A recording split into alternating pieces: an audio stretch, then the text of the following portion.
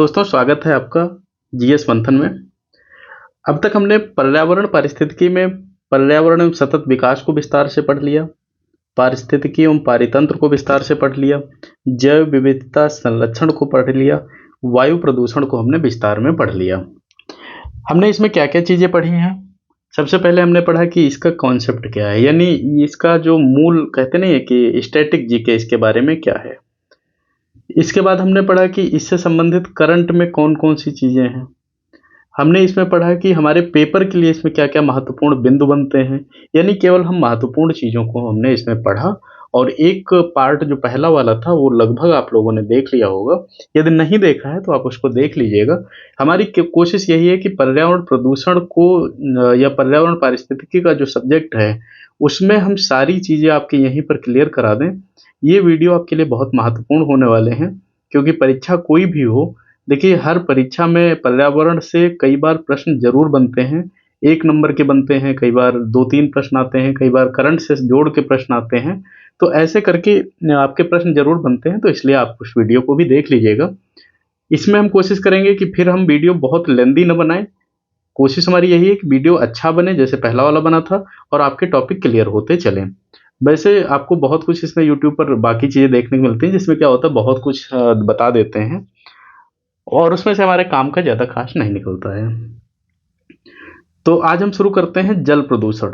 हमने वायु प्रदूषण तक पढ़ लिया है, आज हम पढ़ेंगे जल प्रदूषण से। जल प्रदूषण के बारे में पढ़ेंगे, वही सारी चीज़ें हम इसमें फिर देखेंगे। जल प्रदूषण सबसे पहले देखते हैं होता क्या है। देखिए, जल प्रदूषण आज की एक गंभीर समस्या है। और जैसे वायु प्रदूषण हमारे लिए खतरनाक था, हमने देखा था उसमें वायु प्रदूषण में क्या क्या हमने देखा भाई। पूरा आप ये समझो शारीरिक दृष्टि से, यानी हमारे शरीर पर बहुत बुरा असर डालता है। कभी फेफड़े पर, कभी सुनने में कई बार दिक्कत होती है, कई बार हमारी आंखों में दिक्कत होती है। हमने वो सारी चीज़ें देखी थी कि उसकी जो गैसें निकलती हैं वो किस प्रकार से हमारे लिए नुकसानदायक होती हैं। वैसे ही यदि पानी में कोई अशुद्धि मिल जाए तो भी वो जल प्रदूषण का बहुत बड़ा एक रूप ले लेती है। वह अशुद्धि मान लो आप हमारे शरीर को धीरे धीरे करके नुकसान पहुंचाती रहती है। अशुद्धि कैसी हो सकती है? जल में ऐसे भौतिक, रासायनिक या जैविक परिवर्तन जो कि उसकी गुणवत्ता को हानि पहुंचाएं। इसकी परिभाषा के बारे में हम देखें तो यही बोलेंगे कि भाई उसमें चाहे कोई भौतिक रूप से चीज मिल जाए, मतलब आप स्थिर जल में कुछ गिर जाए, या रासायनिक रूप से कुछ मिल जाए। रासायनिक रूप से मतलब कोई उसमें केमिकल वगैरह पड़ जाए, या जैविक परिवर्तन हो जाए, यानी खुद उसमें कुछ न कुछ ऐसे जैविक चीजें उत्पन्न हो जाएं जो कि उसको दूषित कर दें, वह पानी आपका जल प्रदूषण की परिभाषा में आता है। WHO इसके बारे में क्या कहता है? सुरक्षित जल वह है जो पीने योग्य हो, रोगाणु रहित हो और स्वास्थ्य को नुकसान न पहुंचाए। देखिए, आप हर एक पानी पी नहीं सकते हैं। यदि आप समुद्र के पानी की बात करते हैं तो आप उसको पी नहीं पाएंगे, आप तालाब का पानी पी नहीं पाएंगे, क्योंकि उसमें बहुत सारी अशुद्धियां रहती हैं। चाहे न चाहे वो अशुद्धियां वहां पर बनी रहती हैं, जो हमारे शरीर को नुकसान पहुंचाने का काम करती हैं। ये होता है हमारा जल प्रदूषण। देखिए, भौतिक प्रदूषण में क्या आता है? जैसे एक भरा पानी, उसमें कोई गंदगी गिर जाए, प्लास्टिक या ठोस कचरा गिर जाए। रासायनिक प्रदूषण हमने आपको बताया, कीटनाशक है, भारी धातु है, औद्योगिक रसायन जो है वो गिरते हैं। जैविक प्रदूषण कैसे होगा? जैसे बैक्टीरिया, वायरस, परजीवी वगैरह जब जल में जन्म ले लेते हैं। रेडियोधर्मी प्रदूषण कैसे होगा? परमाणु संयंत्रों का अपशिष्ट यहाँ से होता है। पोषक प्रदूषण में क्या कहते हैं? नाइट्रेट है, फास्फेट की अधिकता है, या शैवाल वगैरह का जैसे जन्म होता है ना, प्रस्फुटन होता है, तो उससे भी हमारा प्रदूषण बनता है, फैलता है। कैसे कैसे कहाँ से क्या होता है? जैसे औद्योगिक इकाइयां हैं, तो वस्त्र, पेपर मिल, यानी औद्योगिक जो भी इकाइयां हैं, यदि उनका वेस्ट जो है पानी में मिलता है, आपका वो पानी हमेशा दूषित हो जाएगा। आप उस पानी को उतना बेहतर तरीके से प्रयोग नहीं कर पाएंगे। कृषि में क्या करते हैं? जैसे हम रासायनिक उर्वरक है, कीटनाशक का बहाव है, ये सारी चीजें होती हैं। घरेलू, जैसे नाला है, घर का गंदा पानी है, सीधे नदियों में छोड़ दिया जाता है, ये भी प्रदूषण का कारण बनता है। धार्मिक कारण क्या है? जैसे कई बार क्या होता है कि हम सामग्री ऐसी होती है, राख है, ये चीजें हैं, तो हम सीधे सीधे नदी में प्रवाहित कर देते हैं। अब हमने तो उसको विसर्जित कर दिया, फिर वो आगे चल के कहीं ना कहीं इस पानी को ये दूषित कर रहा है, तो उसे प्रदूषण की स्थिति में मानेंगे। तेल रिसाव यदि होता है तो समुद्री प्रदूषण होगा। नौवहन में जैसे बहुत सारे वहां भी वेस्ट निकलते हैं, वो आपका जल प्रदूषण को बढ़ावा देते हैं। सीपीसीबी की रिपोर्ट जो 2024 की है, उस हिसाब से भारत में 350 से अधिक नदियां प्रदूषण की श्रेणी में आती हैं। गंगा, यमुना, साबरमती, गोमती और दामोदर, ये दामोदर है, ये नदियां इसमें प्रमुख हैं जो कि जल प्रदूषण से घिरी हुई हैं। यमुना नदी जो है दिल्ली के आसपास में, वो 70% प्रदूषण से दिल्ली क्षेत्र में घिरी हुई है। भूमिगत क्या होता है, जैसे भूमिगत जल में आर्सेनिक है, फ्लोराइड प्रदूषण, ये सब बिहार, उत्तर प्रदेश, राजस्थान में बड़ी समस्या पैदा कर रहे हैं।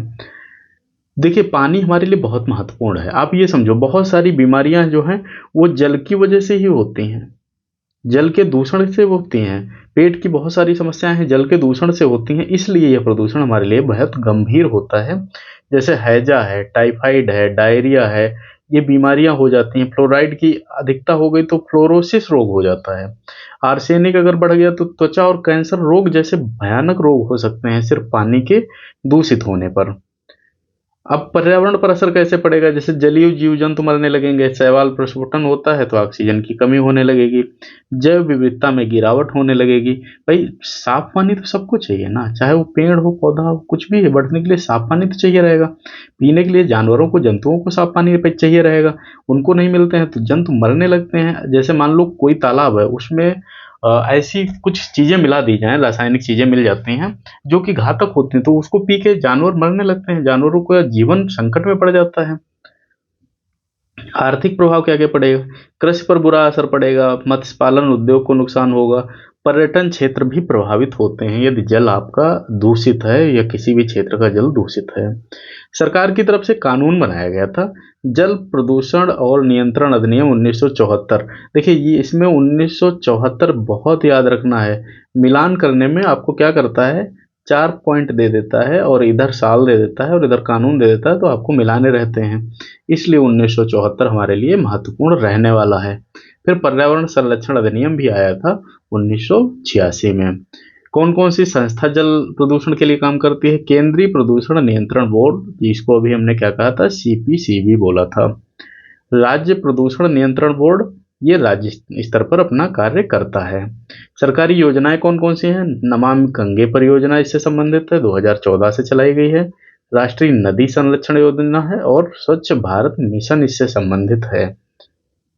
अच्छा, जल के लिए हमारी अंतर्राष्ट्रीय पहले कौन सी है, देखो, सस्टेनेबल डेवलपमेंट गोल एसटीजी की छठा नंबर जो है वो क्या कहता है, स्वच्छ जल और स्वच्छता।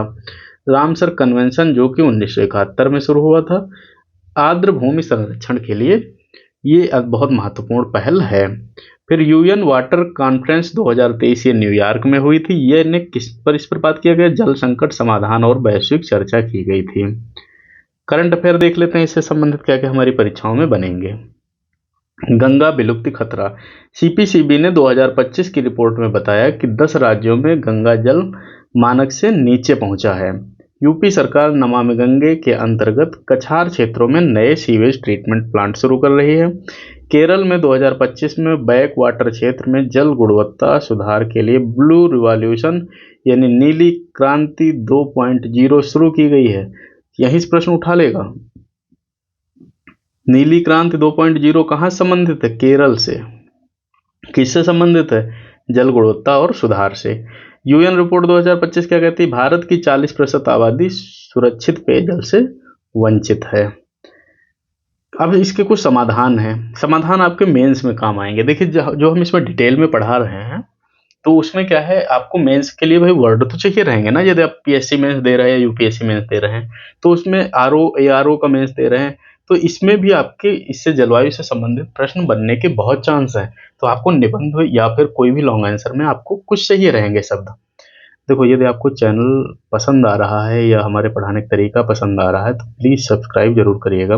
बहुत मेहनत लगती है एक नोट्स बनाने में, यकीन मानो मैं सारे टॉपिक आपके ऐसे यहीं पर क्लियर करा दूंगा, आपको सारी चीज़ें आसानी से समझ में आ जाएंगी। मेरा पूरा प्रयास ये है। तो चैनल पर सब्सक्राइब करिएगा, वीडियो को भी लाइक करिएगा। कोई कमेंट हो या कोई सवाल हो तो आप वो पूछ सकते हैं। जैविक खेती को बढ़ावा देकर जल प्रदूषण को कम कर सकते हैं, घरेलू स्तर पर वर्षा जल संचयन कर सकते हैं, सीवेज ट्रीटमेंट पुनर्चक्रण कर सकते हैं, जन जागरूकता और शिक्षा पर ध्यान दे सकते हैं, कड़े कानून का पालन करना रहेगा, ये भी हमें करना रहेगा। तो इस प्रकार हमने देखा कि जल जो है, स्वच्छ जल हमारे लिए बहुत आवश्यक है। भारत में जल प्रदूषण को रोकने के लिए कानून बने हैं, योजनाएं हैं, सारी चीजें हैं, लेकिन इसमें क्या है भाई, संभव तभी है जब हमारी अपनी भी जन भागीदारी हो इसमें, तभी जाके ये संभव है। अब हम पढ़ते हैं अगला टॉपिक अपना, ध्वनि प्रदूषण। इससे भी संबंधित कई बार प्रश्न आते हैं। ध्वनि प्रदूषण जैसा कि बात से ही लग रहा है, यानी कोई एक स्तर ऐसा जरूर होगा, मानक होगा, जिसके ऊपर की चीजें हम नहीं सुन पाते होंगे, हमारे लिए बहुत कठिन हो जाती होंगी, रेड लग जाता होगा, तो वो हमारे लिए ध्वनि प्रदूषण हो जाएगा। जितना हम आसानी से सुन सकते हैं वो हमारी ध्वनि है, जो बहुत ज्यादा है वो ध्वनि प्रदूषण है। तो आधुनिक जीवन की तेजी से बढ़ती समस्याओं में एक है, जब ध्वनि का स्तर सामान्य मानक से अधिक हो जाता है और मानव स्वास्थ्य, सामाजिक जीवन व पर्यावरण पर नकारात्मक प्रभाव डालता है, तो उसे हम क्या कहेंगे, ध्वनि प्रदूषण कहेंगे। औद्योगिकीकरण, शहरीकरण और तकनीकी विकास ने इस समस्या को और गंभीर बना दिया है। शहरों में बहुत ज्यादा ही सुनाई पड़ता है। अब मानक क्या है, WHO के अनुसार क्या कहता है, 65 डेसिबल, इसको हमेशा किस में नापते हैं, डेसिबल में नापते हैं, से ऊपर की ध्वनि मानव स्वास्थ्य की में नकारात्मक असर डालती है। तो भारत में मानक क्या है, देखिए, औद्योगिक क्षेत्र में जो ध्वनि रहेगी 75 डेसिबल और 70 डेसिबल, यानी दिन और रात की अलग अलग। वाणिज्यिक में 65 डेसिबल, 55 डेसिबल, आवासीय में 55 डेसिबल, 45 डेसिबल, संवेदनशील क्षेत्र में अस्पताल, स्कूल में तो 50 डेसिबल, 40 डेसिबल। आपने कई बार देखा होगा कि जोर से हार्न न बजाएं, ऐसा करके लिखा होता है ना, वो मानक के हिसाब से चीजें लिखी जाती हैं।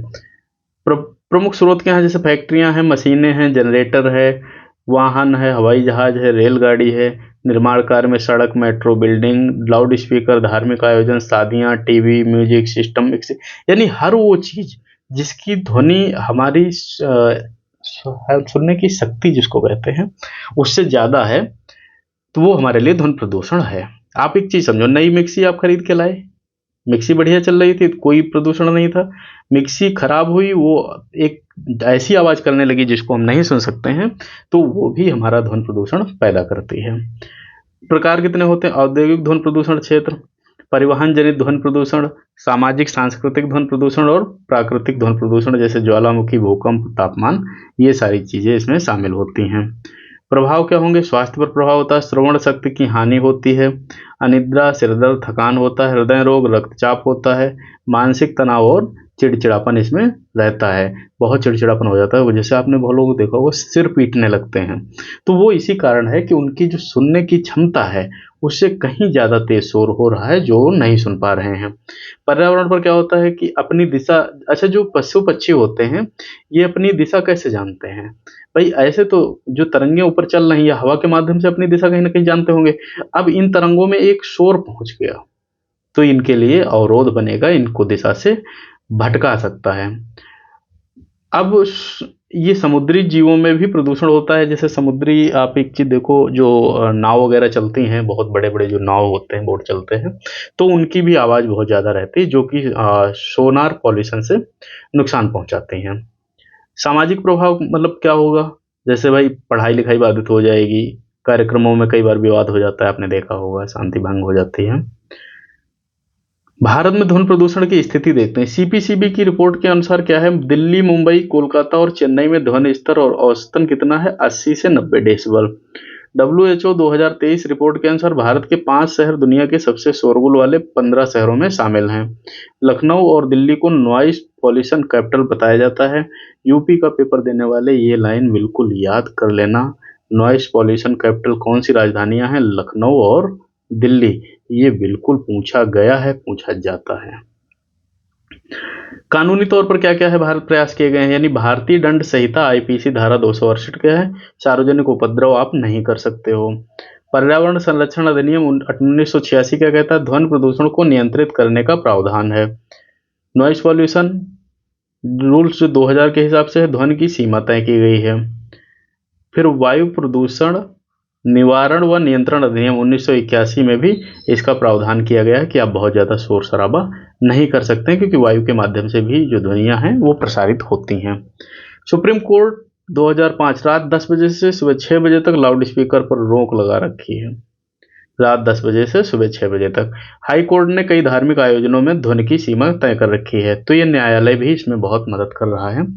अंतर्राष्ट्रीय पहल क्या क्या है? WHO guidelines on community noise 1999 और UNEP द्वारा जो है शोर प्रदूषण को साइलेंट किलर घोषित किया गया है। साइलेंट किलर कैसे है?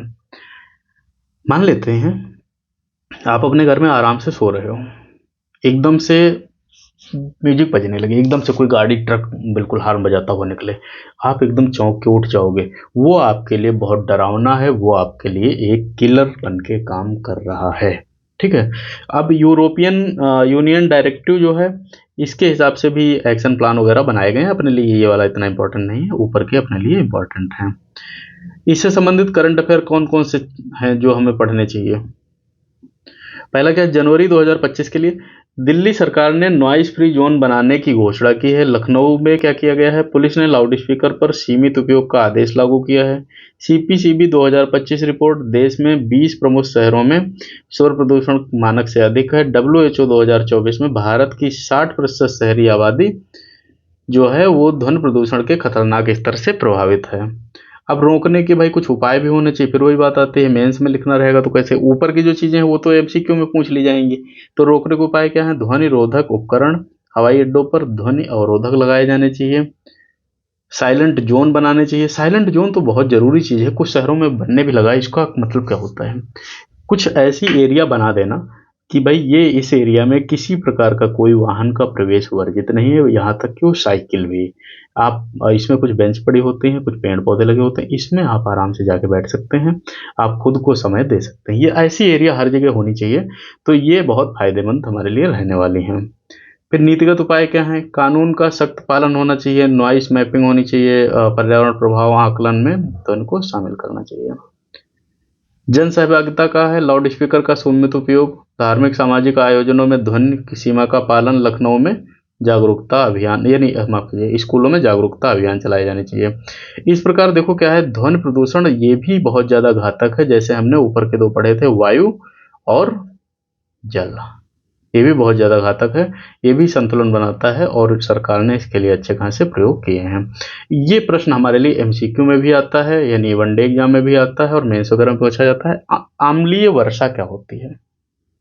अम्लीय वर्षा क्या होती है, ये किस कारण से होती है? देखिए, अम्लीय वर्षा आधुनिक पर्यावरणीय संकटों में से एक है, जब वायुमंडल में उपस्थित सल्फर डाइऑक्साइड और नाइट्रोजन ऑक्साइड जलवाष्प के साथ मिलकर सल्फ्यूरिक एसिड और नाइट्रिक एसिड बनाते हैं तथा ये वर्षा जल के साथ धरती पर गिरती है, तो उसे अम्लीय वर्षा कहते हैं। क्या क्या इसमें हमने देखा? Sulphur dioxide, nitrogen oxide, nitrogen dioxide नहीं, नाइट्रोजन ऑक्साइड, जल वाष्प के साथ मिलकर क्या बनाएंगे? Sulphuric acid, nitric acid, HNO3 और H2SO4 बनाएंगे। तो जब यह धरती पर वर्षा के जल के साथ गिरेंगे तो इसी को हम अम्लीय वर्षा कहेंगे। यह न केवल मिट्टी और जल स्रोतों को प्रभावित करती बल्कि भवन, मूर्तियां, जीव जंतु, मानव स्वास्थ्य के लिए भी एक गंभीर खतरा बना हुआ है। परिभाषा क्या है? UNEP क्या कहता है? pH मान 5.6 से कम वाली वर्षा को अम्लीय वर्षा कहा जाता है। pH मान कितना होगा ये पूछा जाता है। अम्लीय वर्षा का pH मान कितना होगा? तो 5.6। सामान्य वर्षा का फिर pH कितना होता है? 5.6 होगा और उसका कम होगा। यदि pH 4 या इससे नीचे चला जाए तो यह अत्यधिक खतरनाक मानी जाती है। फिर ये मानो अम्ल ही गिर रहा है सीधे सीधे। pH अगर 4.0 से इससे नीचे चला जाता है तो कारण इसके क्या होंगे? जैसे ताप विद्युत संयंत्र है, रासायनिक उद्योग हैं, वाहन है, जहाज, हवाई जहाज से निकलने वाले धुएं हैं, कोयला, धातु पिघलाने की प्रक्रिया, प्राकृतिक रूप से कुछ गैसें निकलती हैं। यानी जैसे गैसें बढ़ेंगी उसी हिसाब से अम्लीय वर्षा खतरनाक होती जाएगी। ज्वालामुखी जो है ये बहुत तो क्या करती है? सल्फर डाइऑक्साइड का प्राकृतिक स्रोत क्या होगा? ज्वालामुखी से विस्फोट होते हैं तभी दिक्कत होती है। केमिकल प्रोसेस ऐसे होती है, पूछी नहीं जाती, आप देख सकते हो। SO2 और O2 यानी ऑक्सीजन के साथ जुड़ेगी तो SO3 बनाएगी। सल्फ्यूरिक अम्ल कैसे बनेगा? SO3 और H2O यानी जल के साथ जुड़ेगा तो H2SO4 बनाएगा। NO2 और OH जो है ये नाइट्रिक अम्ल बनाएगी। HNO3 है। दो चीजें ये याद रखिएगा, फिर से देख लो, सल्फ्यूरिक अम्ल और नाइट्रिक अम्ल, ये दो चीजें याद रखिएगा, यही हमारे लिए बहुत मुख्य कारण बनाएंगी। ठीक है, अब देखते हैं इसका प्रभाव क्या होगा। आंखों और त्वचा में जलन पैदा करेगा, श्वसन संबंधी रोग होंगे, अस्थमा, फेफड़ों में जो भी है नकारात्मक कार्य क्षमता फेफड़ों की कम कर देगा, मिट्टी की उर्वरता कम कर देगा, पौधों की पत्तियां झुलस जाती हैं, फसलों की उत्पादकता घटेगी, झीलों व नदियों का पीएच कम हो जाता है। भाई जब ऊपर से पीएच जो है हमने क्या कहा 6.5 से नीचे का होगा तब अम्लीय वर्षा की स्थिति बनेगी। मछलियां जंगली जीव मरने लगेंगे, पीने योग्य पानी जो है वो प्रदूषित हो जाएगा। एक ये चीज तो समझो, ताजमहल के ऊपर मार्बल कैंसर यानी संगमरमर का क्षरण हो रहा है और ये जीता जागता उदाहरण है इसका। दिल्ली वाराणसी के मंदिरों और मूर्तियों पर भी इसका असर देखने को मिल रहा है, क्योंकि वो दिन भर देखो उसके प्रकोप में रहते हैं ना, खुले में रहते हैं। और जब ये सब खुले में रहेंगे तो आप ये समझो कि भाई ऊपर से जो पानी गिर रहा है अम्लीय वर्षा यानी अम्ल के साथ गिर रहा है, वो पत्थर को तो काटेगा ना, उसको तो खराब करेगा ना, उसका क्षरण करेगा, उसका रंग बदलेगा, ये सब करेगा। वही चीजें हो रही हैं अम्लीय वर्षा के कारण। ताजमहल का रंग पीला पड़ना अम्लीय वर्षा का प्रमुख उदाहरण है। कोयला आधारित बिजली संयंत्रों के आसपास की समस्या अधिक है। गोविंदपुरम उत्तर प्रदेश और सिंगरौली मध्य प्रदेश में अधिक खतरा बना हुआ है। सीपीसीबी रिपोर्ट 2024 के अनुसार भारत के 20 बड़े शहरों में अम्लीय वर्षा की घटनाएं दर्ज की गई हैं। एक हम कृत्रिम वर्षा भी पढ़ाएंगे, इस टॉपिक में शायद नहीं है लेकिन वो अब पूछा जाने लगा, इसलिए हम कृत्रिम वर्षा बाद में अलग से पढ़ाएंगे। यूरोप में क्या है, जर्मनी और स्वीडन की झीलें नष्ट हुई हैं। अमेरिका में अप्लाचियन क्षेत्र सबसे अधिक प्रभावित है। चीन दुनिया में सबसे अधिक अम्लीय वर्षा की घटनाएं यहाँ पर होती हैं। एक बार हम फिर से कहेंगे, यदि आपको वीडियो पसंद आ रहा तो आप इसको सब्सक्राइब करिए, लाइक करिएगा, इससे हमें भी थोड़ा हौसला मिलेगा और हम आपके लिए और अच्छी अच्छी चीज़ें लाते रहेंगे। अंतर्राष्ट्रीय स्तर पर जो कानून रहेंगे वो ये हैं, क्योटो प्रोटोकॉल इसमें आपके लिए महत्वपूर्ण रहने वाला है। उत्सर्जन कटौती है ना, कब हुआ था 1997। पेरिस समझौता कब हुआ था 2015। प्रदूषक गैसों को नियंत्रित करने का संकल्प, ये दोनों थोड़े इंपॉर्टेंट रहेंगे आपके, इनके आपसे साल पूछे जा सकते हैं, इसलिए ये हमें ध्यान रखने रहेंगे। भारत क्या क्या कर रहा है भाई, पर्यावरण संरक्षण अधिनियम ले आया, वायु प्रदूषण वाला 1981 में ले आया, 86 में लाया। राष्ट्रीय स्वच्छ वायु कार्यक्रम एनसीएपी जो है 2009 में ले आया। सुप्रीम कोर्ट उच्च न्यायालय इन दोनों के आदेश पर ताजमहल का संरक्षण हेतु तो नियम लाए गए हैं। करंट अफेयर इससे संबंधित देखते हैं क्या है। सुप्रीम कोर्ट ने ताजमहल क्षेत्र में कोयला आधारित उद्योगों पर सख्त नियंत्रण का आदेश दिया है। अप्रैल 2024 पर्यावरण मंत्रालय ने सल्फर ऑक्साइड और नाइट्रोजन ऑक्साइड के उत्सर्जन मानक और कठोर किए हैं। इसके बाद और क्या किया गया है, 2024 में G20 शिखर सम्मेलन यानी अम्लीय वर्षा रोकने के लिए क्लीन एनर्जी निवेश बढ़ाने पर सहमति बनी है। कहाँ, 2024 में G20 में। रोकथाम कैसे हो सकती है भाई, देखो पहली चीज है कि डीसल्फराइजेशन प्लांट होने चाहिए, लो सल्फर कोल का। देखो क्या है, मुख्य चीज आप ये मान लो, नवीकरणीय ऊर्जा को बढ़ाओ, इसको बढ़ाओगे तो आप इसको आराम से कवर कर लोगे, सीधा सीधा हिसाब है। अब इसमें उत्सर्जन के मानक तय होने चाहिए, अंतर्राष्ट्रीय समझौते का पालन होना चाहिए, ग्रीन टैक्स लागू होना चाहिए। ग्रीन टैक्स भी पढ़ाएंगे, बहुत बढ़िया कॉन्सेप्ट है, इसको पढ़ाएंगे जल्दी ही। जन सहभागिता होनी चाहिए, ऊर्जा संरक्षण। देखिए वृक्षारोपण यदि हो जा रहा है तो आपकी आधी समस्याएं तो ऐसे हो जा रही हैं। इसी प्रकार अम्लीय वर्षा क्या है, पर्यावरणीय समस्या नहीं है बल्कि सांस्कृतिक धरोहर और मानव स्वास्थ्य पर गहरा असर डालती है। विकासशील देशों के लिए दोहरी चुनौती है, क्योंकि भाई पर्यावरण भी बचाना है और विकास भी करना है। लगभग सभी देशों में के साथ ये दिक्कत आती है। अब एक और टॉपिक अपना अच्छा बनता है, ओजोन परत क्षय। ओजोन परत क्षय, ये भी टॉपिक अच्छा है, इसको पढ़ते हैं। ओजोन परत पृथ्वी के वायुमंडल के समताप मंडल में लगभग 10 से 15 किलोमीटर की ऊंचाई पर स्थित है। पहला पॉइंट यही पूछ लिया जाता है कि है कितना, 10 से 50 किलोमीटर की ऊंचाई पर।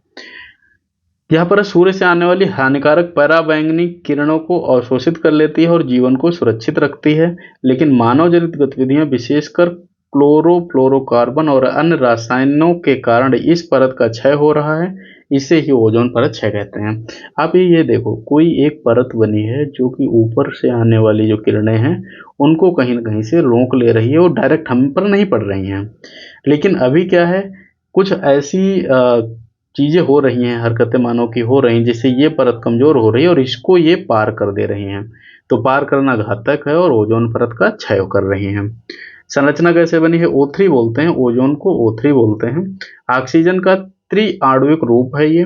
सामान्य वायु में ओजोन का घनत्व बहुत कम परंतु समताप मंडल में यह परत बनाती है। ओजोन परत का प्रमुख क्षेत्र 20 से 30 किलोमीटर ऊंचाई तक स्थित है। यह परत परावैंगनी विकिरण यानी अल्ट्रा बी और अल्ट्रा सी को रोकती है। ओजोन परत क्षय वह प्रक्रिया है जिसमें वायुमंडल में मौजूद ओजोन अणुओं का अपघटन होता है, जिसके कारण पराबैंगनी विकिरण सीधे धरती की सतह पर पहुंचने लगते हैं। कारण इसके क्या हैं? देखो, क्लोरोफ्लोरोकार्बन जो CFC, refrigerator, air conditioner, spray, halon जो है अग्निशमन उपकरणों में, कार्बन टेट्रा क्लोराइड और मिथाइल क्लोरोफॉर्म है, नाइट्रस ऑक्साइड N2O कृषि और औद्योगिक गतिविधियों से, सुपरसोनिक जेट और रॉकेट ईंधन से ये फैलता है। फिर क्या है? रासायनिक प्रक्रिया थोड़ा हम देखते हैं इसकी। CFC वायुमंडल में जाकर अल्ट्रावाइट विकिरण में टूटने लगेगा। क्लोरीन जो है मुक्त कण बनेगा और ये O2 जो है क्लोरीन और ओजोन इसको ClO+O2 में विखंडित होगा। एक क्लोरीन परमाणु लगभग 1 लाख ओजोन अणुओं को नष्ट कर सकता है। सोचो कितना खतरनाक क्लोरीन होता होगा, 1 लाख ओजोन अणुओं को नष्ट करता होगा। और यही परत है, इसी को नष्ट किया जा रहा है और हम लोग नष्ट होते जा रहे हैं धीरे धीरे। क्या कर सकते हो? ओजोन छिद्र क्या होता है? सर्वाधिक क्षति अंटार्कटिका के ऊपर पाई जाती है। वसंत ऋतु में सितंबर नवंबर में यह छिद्र सबसे बड़ा होता है। नासा की 2023 की रिपोर्ट के अनुसार अंटार्कटिका पर ओजोन छिद्र का क्षेत्रफल 23 मिलियन वर्ग किलोमीटर तक पहुंचा है। आर्कटिक क्षेत्र में भी कभी कभी क्षय देखा जाता है। इसके प्रभाव क्या होते हैं? प्रभाव देखते हैं।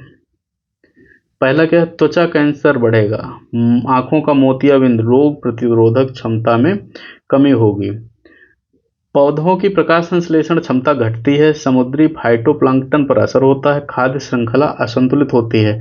हमें नहीं, पेड़ पौधों को भी खाए जा रहे हैं ये समझो। ग्रीन हाउस प्रभाव में वृद्धि होगी, वैश्विक तापन की समस्या गहरी होती है। भौतिक संरचनाएं क्या हैं? प्लास्टिक और पॉलीमर जल्दी टूट जाते हैं, कपड़े और पेंट का जीवन काल कम हो जाता है। भारत की स्थिति में थोड़ा पढ़ते हैं क्या है। भारत के ऊपर ओजोन परत क्षय लगभग अपेक्षाकृत कम परंतु खतरा तो मौजूद है ही है। CPCB की जो रिपोर्ट है इसके हिसाब से उत्तरी भारत के शहरों में ट्रोपोस्फेरिक ओजोन स्तर बढ़ा है, जबकि समताप मंडलीय ओजोन में हल्की कमी दिखी है। भारत ने ओजोन क्षयकारी पदार्थों के उपयोग को 97% तक कम किया है। 2023 का डाटा ये बात कहता है। अंतर्राष्ट्रीय समझौते क्या क्या हुए हैं इससे संबंधित? देखो, वियना संधि जो है कब हुई? 1985 में। ओजोन परत संरक्षण की दिशा में पहला कदम क्या था? वियना।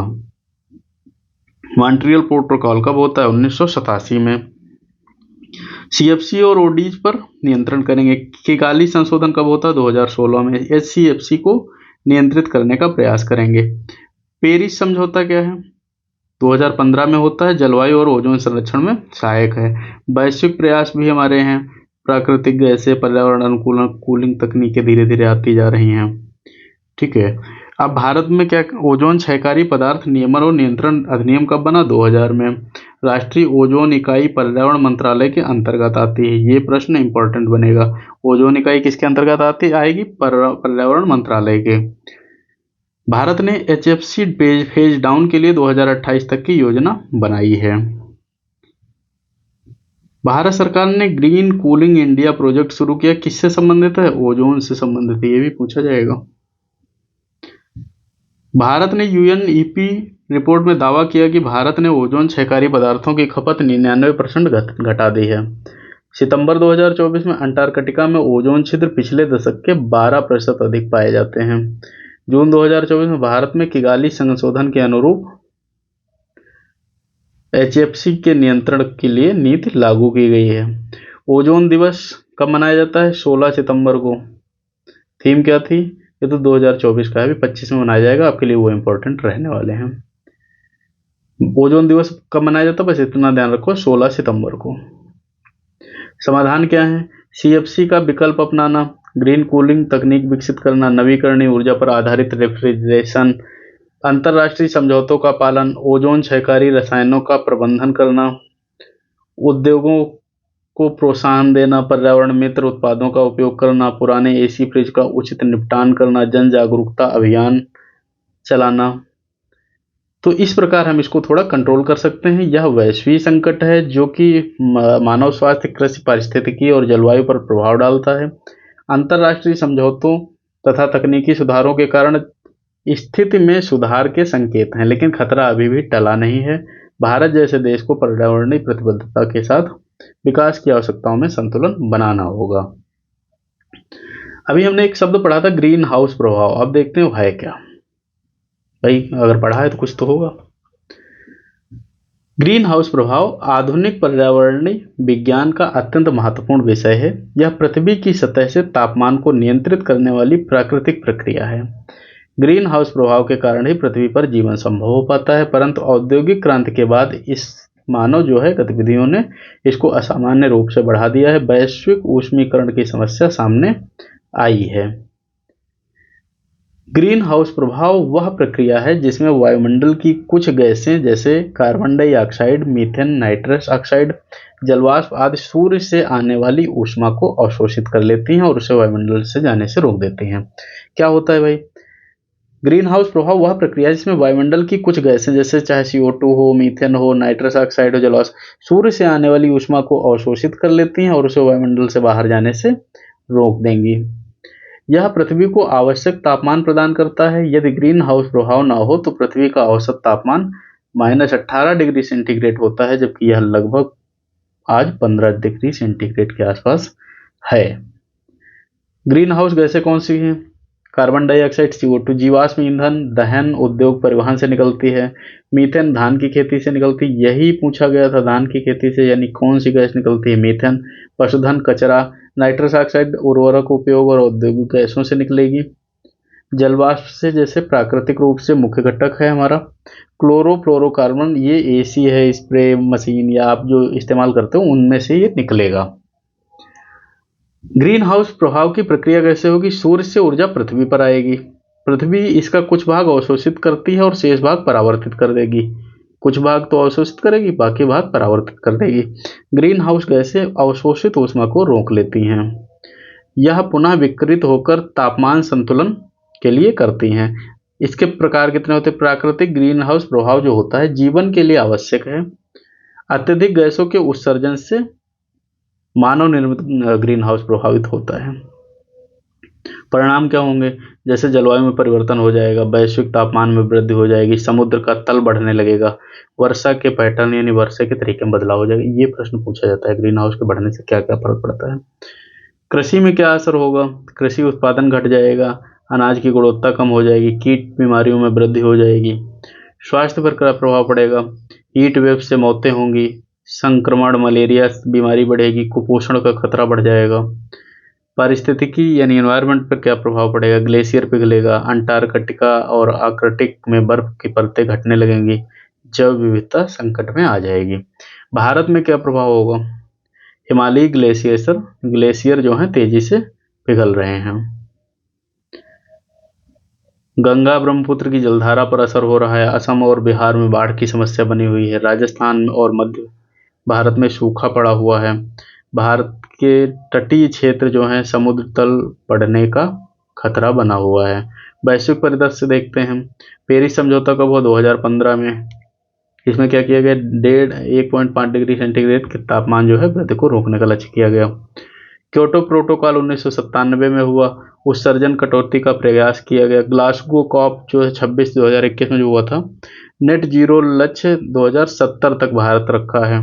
कॉप 28 जो है दुबई में हुआ, जीवाश्म ईंधनों पे जैसे कटौती की जाएगी इस पर सहमति बनी है। 2024 IPCC रिपोर्ट जो है, यदि वर्तमान उत्सर्जन जारी रही तो 2050 तक वैश्विक तापमान 2 डिग्री सेंटीग्रेड से अधिक बढ़ सकता है और भारत का लक्ष्य कब तक है? 2070 तक। एक हम आपका लक्ष्य के लिए अलग से वीडियो बना देंगे जिसमें सारे लक्ष्य होंगे कि किस चीज़ का लक्ष्य कब तक रखा गया, तो आप वहीं से पढ़ लोगे तो आपको फायदा मिलेगा, आपको ढूंढना नहीं पड़ेगा। सरकार ने नवीकरणीय ऊर्जा मिशन के तहत 500 गीगावाट ग्रीन एनर्जी लक्ष्य की दिशा में 300 गीगावाट ऊर्जा स्थापित करने की योजना बनाई है। G20 दिल्ली शिखर सम्मेलन में क्या होता है? सभी सदस्य देशों ने सतत ऊर्जा निवेश बढ़ाने पर जोर दिया है। रोकथाम कैसे हो पाएगी? भाई नवीकरणीय ऊर्जा, सौर, पवन, जल विद्युत, इलेक्ट्रिक वाहन, कार्बन कैप्चर तकनीक अपनाना पड़ेगा। कार्बन कैप्चर तकनीक क्या होती है कि कार्बन का अवशोषण करने की विधियां बनाना। कार्बन टैक्स लगाया जाना चाहिए, ऊर्जा दक्षता मानक बनेंगे, जलवायु वित्त और ग्रीन निवेश होना चाहिए। सामाजिक उपाय क्या क्या हो सकता है, सार्वजनिक परिवहन का उपयोग जो है, यानी अब देखो एक आदमी है घर में, एक आदमी है, एक कार लेके जा रहा है, ठीक है। अब ये अगर पब्लिक ट्रांसपोर्ट इस्तेमाल करे तो वो कार तो घर ही खड़ी रहेगी, यानी उसका तो कार्बन नहीं निकलेगा, उसका तो उससे जो गैसें निकलती है वो तो बच जाएंगी, पर्यावरण बच जाएगा। लेकिन लोग तो ये शौकीन में लेके निकलते हैं। अब हम वो पॉइंट देखते हैं, ये उतना तो हमारा सिलेबस था। अब हम देखते हैं जो हमारी परीक्षाओं के लिए महत्वपूर्ण नीतियां हैं, जो योजनाएं हैं, जो कार्यक्रम हैं, उनको खत्म कर देंगे आज इसको। 2 पार्ट में आपको पूरा हो जाएगा। पहला पार्ट आप वहां से देख लेना, दूसरा पार्ट ये रहेगा। इसमें आपके ऑब्जेक्टिव भी जो बनेंगे वो यहीं से निकलते हैं और कहीं अलग से नहीं आते हैं। भारत की पहली पर्यावरण नीति कब आई? 2006 में। ये प्रश्न पूछा गया था, इसका सन पूछा गया था। भारत ने 2006 में अपनी पहली, देखो जो भी पहला हो हमेशा ध्यान रखना, जो पहला हो उसको फोकस करना, वो पूछा जाएगा। राष्ट्रीय पर्यावरण नीति लागू की। इसका उद्देश्य पर्यावरणीय संतुलन को बनाए रखते हुए विकास कार्यों को गति देना था। इस नीति में जैव विविधता संरक्षण, प्रदूषण नियंत्रण, जलवायु परिवर्तन और सतत विकास को विशेष स्थान दिया गया था। नीति में यह भी कहा गया कि आर्थिक विकास के साथ प्राकृतिक संसाधनों का विवेकपूर्ण उपयोग होना चाहिए। 2006 की नीति में पर्यावरणीय प्रभाव मूल्यांकन और जन भागीदारी पर जोर दिया गया। इसे पहली बार सभी मंत्रालयों और राज्यों की दृष्टिकोण से काम करने के लिए रूपरेखा माना जाता है। इसमें कुल मिला के क्या कहा गया, 2006 में जो नियम बना था, भारत की पर्यावरणीय नीति जो बनी थी, उसने ये कहा था कि भाई सब मिलके काम करो, सब मिलके काम करोगे, पर्यावरण के बारे में सब लोग सोचोगे तो धीरे धीरे हम इसको कम कर लेंगे।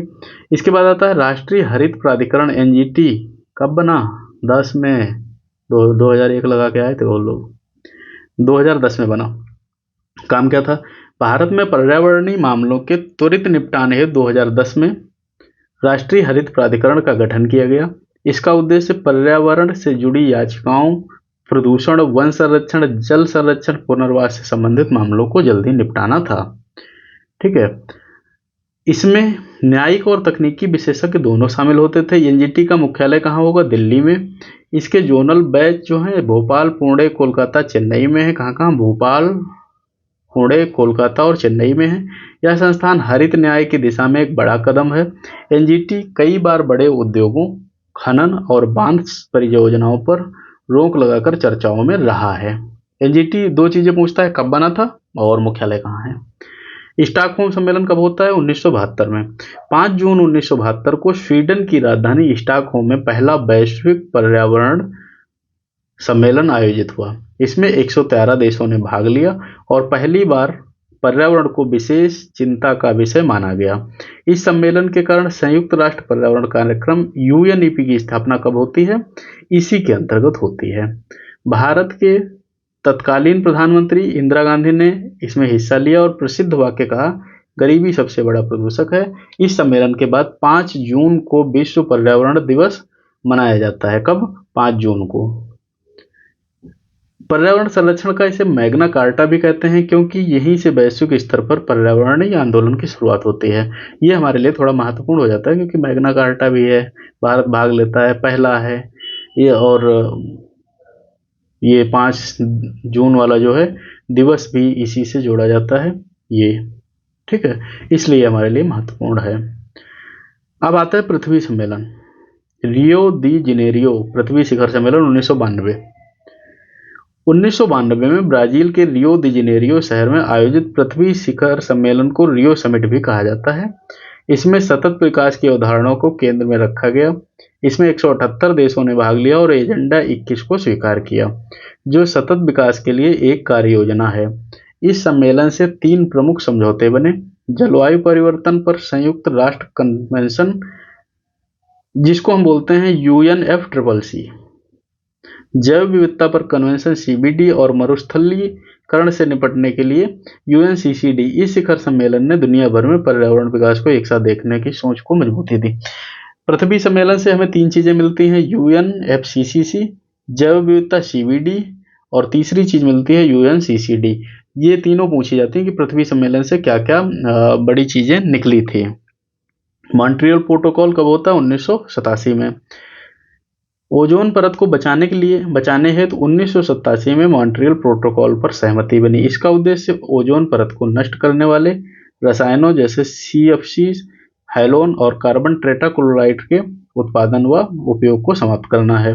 इस संधि को अब तक लगभग सभी देशों ने स्वीकार कर लिया है। इसे सबसे सफल पर्यावरणीय संधियों में गिना जाता है। किसे? मॉन्ट्रियल प्रोटोकॉल कब हुई? 1987। भारत ने भी इसमें भाग लिया और CFC आधारित शीतलक वायु स्प्रे को धीरे धीरे बंद किया। वैज्ञानिकों का कहना है इस प्रोटोकॉल के कारण ओजोन छिद्र धीरे धीरे भर रहा है और यह 2050 तक पूरी तरह से सामान्य स्थिति में आ सकता है। क्योटो प्रोटोकॉल कब हुआ? 1997। क्योटो प्रोटोकॉल में जापान के क्योटो शहर में हुआ था। यह पहली वैश्विक संधि थी जिसने विकसित देशों को ग्रीन हाउस गैस का उत्सर्जन कम करने की कानूनी बाध्यता दी। इसमें CO2, CH4, NO2 जैसी 6 प्रमुख गैसों को शामिल किया गया। 2008 से 2012 को पहला प्रतिबद्धताबद्ध काल घोषित किया गया। कब? 2008 से 12। भारत जैसे विकासशील देशों पर बाध्यता नहीं थी, लेकिन विकसित देशों को उत्सर्जन कटौती करनी थी। अमेरिका ने इसे पूरी तरह स्वीकार नहीं किया। इसके बावजूद यह संधि जलवायु परिवर्तन की अंतर्राष्ट्रीय नीति में महत्वपूर्ण मोड़ साबित होती है और पेरिस समझौते का ये आधार बनती है। अब आ जाता है हमारा पेरिस समझौता 2015। सन भी पूछेगा, इसके बारे में भी पूछेगा। पेरिस समझौता दिसंबर 2015 में अपनाया गया। यह UNFCCC ये कहाँ से निकला था? 1992 पृथ्वी सम्मेलन से के तहत हुआ। इसमें 195 देशों ने भाग लिया। इसका मुख्य उद्देश्य वैश्विक तापमान वृद्धि में औद्योगिक क्रांति पूर्व स्तर से 2 डिग्री सेंटीग्रेड से नीचे रखना था और प्रयास करना कि 1.5 डिग्री सेंटीग्रेड तक यह सीमित रहे। इसमें हर देश को राष्ट्रीय स्तर पर निर्धारित योगदान NDC प्रस्तुत करना होता था। भारत ने 2030 तक अपनी ऊर्जा का 40% गैर जीवाश्म स्रोतों से लेने और 33 से 35 डिग्री प्रतिशत तक उत्सर्जन ऊर्जा को कम करने का लक्ष्य रखा।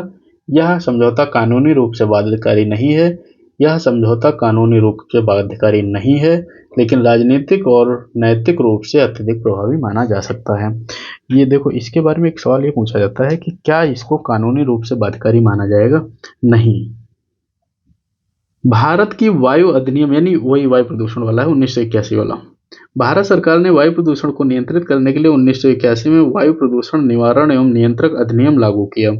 इसका उद्देश्य वायु की गुणवत्ता बनाए रखना और प्रदूषणकारी गतिविधियों पर नियंत्रण करना था।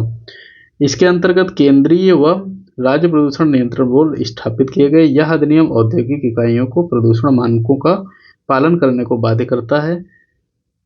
उल्लंघन पर दंड और कारावास का प्रावधान भी इसमें किया गया है। 1974 के जल अधिनियम और 1986 के पर्यावरण प्रदूषण संरक्षण अधिनियम से जुड़ा हुआ है।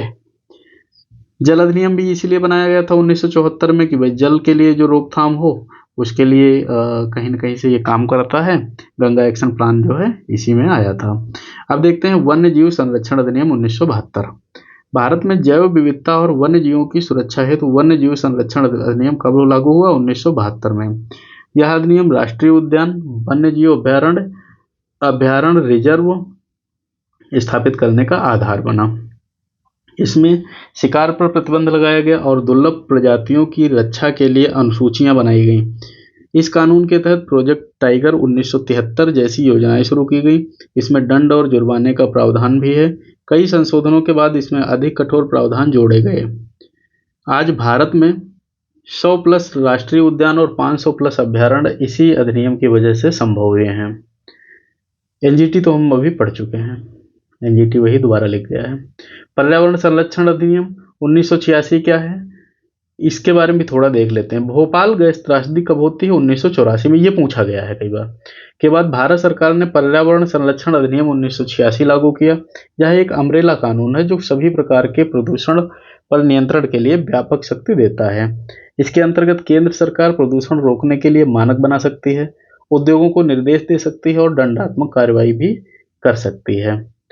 तो इसमें एक चीज और शब्द आया था, पर्यावरणीय प्रभाव आकलन। ये आकलित किया जाएगा, यानी एक टीम बताएगी कि कितना ज्यादा तुम उत्सर्जन कर रहे हो, कानून के तहत है या बाहर है। ठोस अपशिष्ट प्रबंधन 2016। भारत ने शहरी क्षेत्रों में बढ़ते कचरे की समस्या को ध्यान में रखते हुए 2016 में ठोस अपशिष्ट प्रबंधन नियम लागू किया। इसके अनुसार कचरे को स्रोत पर ही अलग अलग करना अनिवार्य हो गया। यानी गीला सूखा कचरा जो है, आपने देखा वो घर ही अलग करा देता है, वो जो गीला होगा या खतरनाक होगा वो सारी चीजें अलग अलग करा दी जाती हैं, जिससे क्या है रिसाइकलिंग, कंपोस्टिंग और वो इसमें फायदा होता है। और अब सरकार चाहती है कि कचरे का भी इस्तेमाल करके कुछ न कुछ उत्पादक चीजें बनाई जाएं। भारत की राष्ट्रीय जैव विविधता नीति इसमें 2002 में शामिल होती है। इसका मुख्य उद्देश्य क्या होता है? जीव जंतुओं, पौधों और पारंपरिक ज्ञान की रक्षा करना। इसके अंतर्गत राष्ट्रीय जैव विविधता प्राधिकरण एनबीए, राष्ट्रीय जैव विविधता बोर्ड और स्थानीय जैव विविधता समितियां गठित की गई हैं। यह नीति नागोया प्रोटोकॉल के सिद्धांतों पर आधारित है। इसमें जीव संसाधनों के संरक्षण और उनके उपयोग से मिलने वाले लाभों का समान वितरण सुनिश्चित किया गया है। इसने कृषि, औषधि, स्थानीय समुदायों की सुरक्षा दी। भारत जो मेगा बायोडाइवर्सिटी देशों में एक है, इस नीति से लाभान्वित हुआ है। ये पढ़ लेते हैं, थोड़ा इंपॉर्टेंट है। प्रोजेक्ट टाइगर 1973 में भारत में शेरों की घटती संख्या को बचाने के लिए 1973 में प्रोजेक्ट टाइगर शुरू किया गया। इसका उद्देश्य बाघों का संरक्षण और उनके प्राकृतिक आवास को सुरक्षित करना था। इसके तहत देश भर में टाइगर रिजर्व स्थापित किए गए। वर्तमान में भारत में 50 से अधिक टाइगर रिजर्व हैं। यह परियोजना न केवल बाघों के लिए बल्कि पूरे पारिस्थितिकी तंत्र को संरक्षित करती है। इसमें शिकार रोकने, वनों का सुरक्षा, स्थानीय समुदायों की भागीदारी पर जोर दिया गया। भारत आज विश्व में सबसे बड़ी बाघ जनसंख्या वाला देश है। इसे वैश्विक सफलता की मिसाल माना जाता है। इसके बाद आता है प्रोजेक्ट एलिफेंट, हाथी वाला। भारत सरकार ने 1992 में प्रोजेक्ट एलिफेंट शुरू किया। इसका ये 1992 है, ध्यान रखना, वो 1973 था, ये दोनों पूछे जाते हैं। इसका उद्देश्य क्या था? हाथियों की घटती संख्या को बचाना और उनके क्षेत्र को सुरक्षित करना। मानव हाथी संघर्ष को कम करता है। यह योजना हाथियों के गलियारे को संरक्षित करने और अवैध शिकार को रोक लगाने पर केंद्रित है। साथ ही यह योजना कैप्टिव हाथियों की भलाई की सुरक्षित करती है और अवैध शिकार को जो है ये रोकती है। बड़ी आबादी अब तो हाथी काफी हद तक संरक्षित हो गए हैं। इस परियोजना ने हाथियों के संरक्षण में अहम योगदान दिया है। हालांकि शहरीकरण और अवैध शिकार थोड़ा अभी है, शिकार लोग करते तो हैं, ये बदतमीज है ना। वन्यजीव संरक्षण अधिनियम 1972। भारत में जैव विविधता की रक्षा के लिए वन्यजीव संरक्षण अधिनियम 1972 लागू किया गया। यह अधिनियम वन्यजीवों और उनके आवास की सुरक्षा के लिए बनाया गया था। इसके अंतर्गत राष्ट्रीय उद्यान, वन्यजीव अभ्यारण्य और बायोस्फीयर रिजर्व बनाए जाते हैं। किसके अंतर्गत? 1972 के नियम के अंतर्गत। इसमें जानवरों को संरक्षण करने के लिए विभिन्न अनुसूचियों में वर्गीकृत किया गया है। ये अनुसूचियां जो हैं इस कानून के तहत बनाई गई हैं और कहीं न कहीं से हमें मदद करती हैं। राष्ट्रीय स्वच्छ वायु कार्यक्रम 2019 में आया था। भारत सरकार ने 2019 में राष्ट्रीय स्वच्छ वायु कार्यक्रम शुरू किया। इसका लक्ष्य 2024 तक वायु प्रदूषण में 20 से 30% की कमी लाना था। इस योजना के तहत 131 से अधिक देशों को नॉन अटेनमेंट सिटी के रूप में चुना गया, जहां प्रदूषण का स्तर मानकों से अधिक था। इसमें एयर क्वालिटी मॉनिटरिंग, विस्तार, जन जागरूकता और कुछ ऊर्जा उपयोग शक्ति को बढ़ावा देना था। यह कार्यक्रम एक दीर्घकालिक रणनीति है जो कि भारत में प्रदूषण से होने वाली स्वास्थ्य समस्याओं को कम करने में मदद करेगा। पेरिस समझौता पढ़ लेते हैं। क्योटो पेरिस भी हम लोग पढ़ चुके हैं, थोड़ा देख लेते हैं। 2015 में था। पेरिस समझौता जलवायु परिवर्तन से निपटने हेतु 2015 में पेरिस में अपनाया गया। इसमें भारत सहित 190 देशों ने भाग लिया था। 2 डिग्री तक इसका नीचे रखना था और 1.5 डिग्री तक सीमित रखने का प्रयास करना था जो तापमान था। भारत ने इसके अंतर्गत नवीकरणीय ऊर्जा के विस्तार, कार्बन उत्सर्जन की तीव्रता कम करना, ग्रीन कवर का बढ़ाने का संकल्प लिया और यह इसका कूटनीतिक कदम था। क्योटो प्रोटोकॉल हमने पढ़ा था 1997 में अपनाया गया, 2005 में लागू हुआ। दोनों साल हमारे लिए महत्वपूर्ण हो गए। ठीक है। इसमें क्लीन डेवलपमेंट मैकेनिज्म CDM जैसी व्यवस्थाएं थी जिसके तहत विकसित देश विकासशील देशों में पर्यावरणीय परियोजनाओं में निवेश कर सकते थे। भारत ने इसका लाभ उठाकर कई नवीकरणीय ऊर्जा और स्वच्छ तकनीकी परियोजनाएं शुरू की थी और इसके बाद पेरिस समझौता लाया गया था। नमामि गंगे कार्यक्रम जो है ये 2014 में शुरू होता है। इसका उद्देश्य गंगा नदी की स्वच्छता, प्रदूषण में नियंत्रण, पुनर्जीवन करना है और इसमें सीवेज ट्रीटमेंट है, औद्योगिक अपशिष्ट है। कुल मिला के नमामि गंगे का काम ये था कि भैया जो सड़कों पर पानी बह रहा है उनको भी सीवेज के माध्यम से कहीं किनारे तक ले जाना है, यानी हम ऐसे खुले में हर चीज नहीं बहने देंगे, जो कि सफल भी हुआ है। ई अपशिष्ट प्रबंधन क्या होता है? ई वेस्ट इलेक्ट्रॉनिक उपकरणों के तेजी से बढ़ते उपयोग ने ई अपशिष्ट की समस्या को जन्म दिया है। इसमें कंप्यूटर, मोबाइल, टीवी जैसे उपकरणों से निकलने वाले हानिकारक रसायन शामिल होते हैं। भारत सरकार ने 2011 और 16 में ई अपशिष्ट प्रबंधन लागू किया था, जो कि ईपीआर के तहत अपशिष्ट निस्तारण की जिम्मेदारी दी गई थी।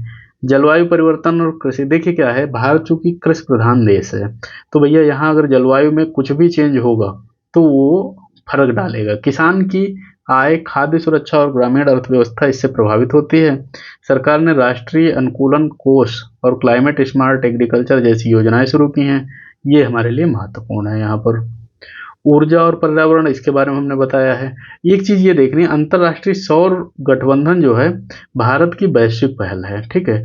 स्वच्छ ऊर्जा न केवल प्रदूषण कम करेगी बल्कि रोजगार के अवसर भी पैदा करती है। राष्ट्रीय स्वच्छ ऊर्जा कोष क्या होता है, ये इंपॉर्टेंट है, इसको पढ़ेंगे। इसकी स्थापना जो है कब होती है? 2010 में। इसका उद्देश्य जीवाश्म ईंधनों पर कर से प्राप्त धन को स्वच्छ ऊर्जा परियोजनाओं में लगाना। इसके तहत अक्षय ऊर्जा, ऊर्जा दक्षता और पर्यावरण संबंधी योजनाओं को वित्त पोषित किया जाता है। बहुत अच्छी चीज थी, बनाई गई थी कि जो हमें टैक्स मिलेगा उससे हम ऐसी नीतियां लाएंगे, ऐसी चीजें लाएंगे जो कि हमारे लिए बहुत महत्वपूर्ण रहने वाली हैं।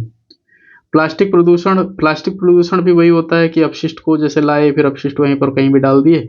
जैव ईंधन नीति को थोड़ा देख लेते हैं। जैव ईंधन नीति 2018 भारत की ऊर्जा सुरक्षा और पर्यावरण संरक्षण दोनों के लिए महत्वपूर्ण है। Ethanol blending, biodiesel, bio CNG और अपशिष्ट से ऊर्जा उत्पादन पर जोर देता है।